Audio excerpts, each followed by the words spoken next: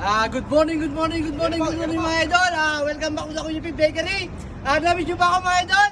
Ito naman po, dinayo naman po tayo natin mga kabaker, mga kapatsay, mga idol. Maraming pong salamat. Papunta po ulit yun dito sa aming bakery. Sana po, huwag po kayo magsasawa sa aming mga tinapay. Lalo na po sa pinagmamalaki namin mga tinapay na pandesal regular. Saka po yung pinagmamalaki ni Kuya Pip. Walang iba kundi malunggay pandesal ni Kuya Pip. Walang katulad dito sa UE. Nag-iisa lang ni Kuya Pip, mga idol. Kaya ano pa natin yung idol? Punta na kayo rito sa Kuya Pip.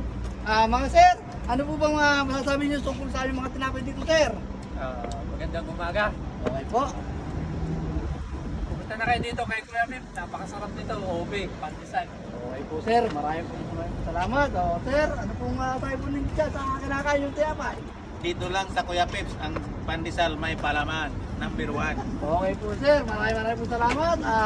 Kuya, kayo po, ano pong masasabi? Number 1. Okay po. Maraming po salamat. Kuya, ano pong Binabalik-balikan, hindi pwedeng hindi dadaan dito. Okay po. Kuya, maraming po salamat. Kailangan bumalik. Kuya.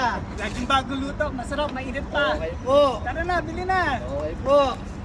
Kuya. Number 1 talaga ang pandesal dito. Okay po. Maraming po salamat. Lambot. Kayo po, kuya. Ano pong masasabi niyo?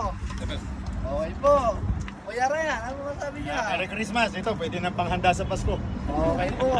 Kaya mga ma'am, kayo nga pala po ma'am. Ano pong masasabi niyo ma'am? Come to Kuya Pip's Bakery. Okay po. Ayan po mga idol. Talaga pong marami pong patuloy na talagang Kuya Pip po ay talagang binabalik-balikan. Kaya mga idol, ano ba natin nyo? Arat na. Punta na kayo Kuya Pip. Maraming pong salamat. God bless po sa atin lahat.